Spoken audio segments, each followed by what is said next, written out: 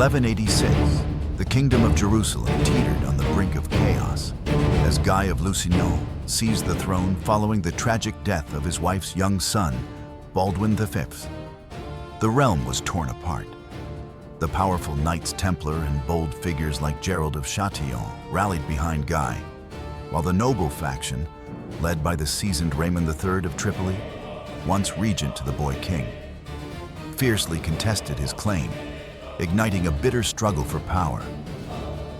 Amid this turmoil, a formidable shadow loomed from the south. Saladin, the cunning vizier of Egypt since 1169, had forged an empire, capturing Damascus in 1174 and Aleppo in 1183 to dominate the southeastern borders of the Crusader states. United under Sunni Islam, his followers burned with zeal for a holy war to drive the Christian Franks from Jerusalem. A master of strategy, Saladin wielded truces with the Christians to navigate Muslim politics, striking one such pact in 1185, setting the stage for an epic clash that would reshape history. In 1187, Gerald of Chatillon raided a Muslim Hajj caravan, while the truce with Saladin was still in place. Saladin swore that he would kill Gerald for violating the truce and sent his son, Al-Afdal, and the Emir Gökberi to raid the Frankish lands surrounding Acre. Gerald d'Ort and the Templars engaged Gökberi in the Battle of Cressons in May 1187 and were heavily defeated. In late May, Saladin assembled the largest army he had ever commanded. He commanded some 40,000 men, including about 12,000 cavalry. He crossed the River Jordan on the 30th of June. The opposing Crusader army amassed at La Safarie, a well-watered and fortified position which had previously served as a mustering point in the event of Muslim intrusions from the east. The Crusader force consisted of around 20,000 men, including 200 knights from Jerusalem and Tripoli, and 50 from Antioch. There were crossbowmen from the Italian merchant fleet and a large number of mercenaries hired with money donated to the kingdom by Henry II, King of England. The army's standard was the relic of the True Cross, carried by the Bishop of Acre. Saladin decided to lure Guy into moving his field army away from their secure fortified encampment located by the springs at La Safarie. On the 2nd of July, Saladin personally led an assault on Raymond's fortress of Tiberias, where Raymond III's wife, Eschiva of Bourges, was trapped. The main Muslim army remained at Kafr Sabt. At Tiberias, within a day, one of the fortress towers was mined and collapsed. Saladin's troops stormed the breach, killing some of the opposing force and taking prisoners. Raymond's wife, Eschiva of Bourges, held out with the surviving Frankish troops in the citadel. Raymond argued that Guy should not engage Saladin in battle and that Saladin could not hold Tiberias. This, along with the fact that a march from Acre to Tiberias was exactly what Saladin wanted, while La Safarie was a strong position for the Crusaders to defend. The Knights Hospitallers also advised Guy not to provoke Saladin. Raymond was accused of cowardice by Gerald d'Ort and Gerald of Chatillon, and Gerald advised Guy to advance against Saladin. Guy took their advice. The Crusaders began moving out from their secure, supply-rich location to meet Saladin. This was a gamble on Guy's part, as he had left only a few knights to defend the city of Jerusalem. As the Muslim troops began to construct a second mine to attack the citadel on 3rd of July, Saladin received news that Guy was moving the Frankish army east. The Crusaders had taken the bait. On the 3rd of July, the Frankish army started towards Tiberias. On their route, they were constantly harassed by Muslim horse archers. At midday, Raymond of Tripoli decided that the army would not reach Tiberias by nightfall, and he and Guy agreed to change the course of the march and veer to the left in the direction of the springs of Kafr Hattin, only 6 miles away. From there, they could march down to Tiberias the following day.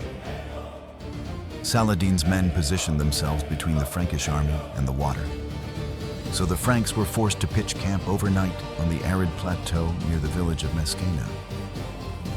Throughout the night, Saladin's men surrounded the Crusader camp. They further demoralized the Crusaders by praying, singing, beating drums, showing symbols, and chanting. They set fire to the dry grass, making the Crusaders' throats even drier.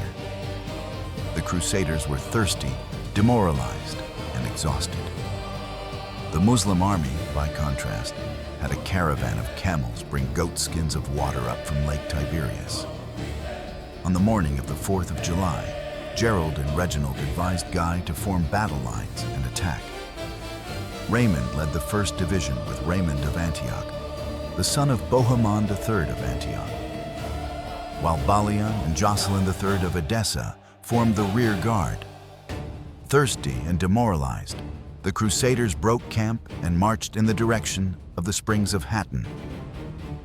Saladin's army blocked the route forward and any possible retreat. The two armies clashed and intense fighting broke out. Count Raymond managed to break through Saladin's lines and galloped towards the lake. After Raymond escaped, Guy's position was desperate.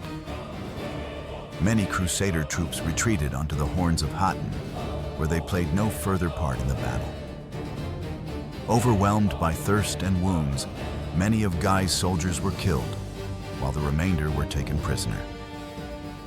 Their situation was so dire that 5 of Raymond's knights went over to the Muslim leaders to beg that they be mercifully put to death. The Christians still fought on. Some of the Crusaders made a formidable charge against the Muslims facing them, and in a small moment of victory, they pushed back the Muslim troops. However, these Muslims rallied and returned to the fight. After some more intense fighting, the Crusaders were finally beaten for good. Saladin dismounted, praised God, and wept for joy. By the end of the battle, most of the Crusader army of 20,000 men had been killed.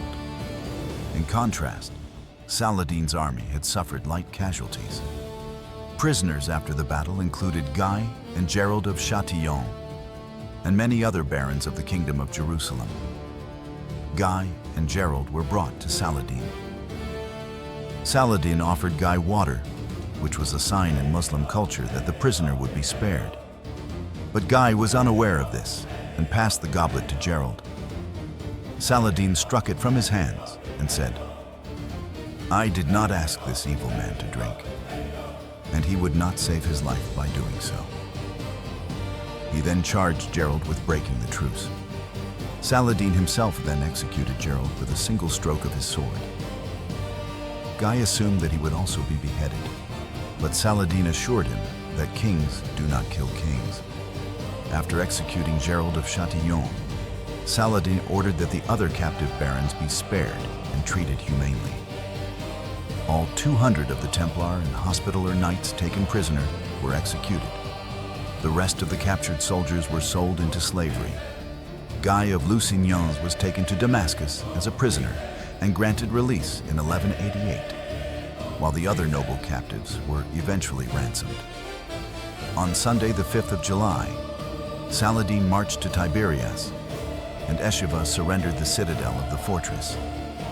The heavy defeat at Hattin meant there was little reserve to defend against Saladin's forces. Only some 200 knights escaped the battle. This allowed Saladin to capture 52 settlements, and Jerusalem finally fell to Saladin on the 2nd of October.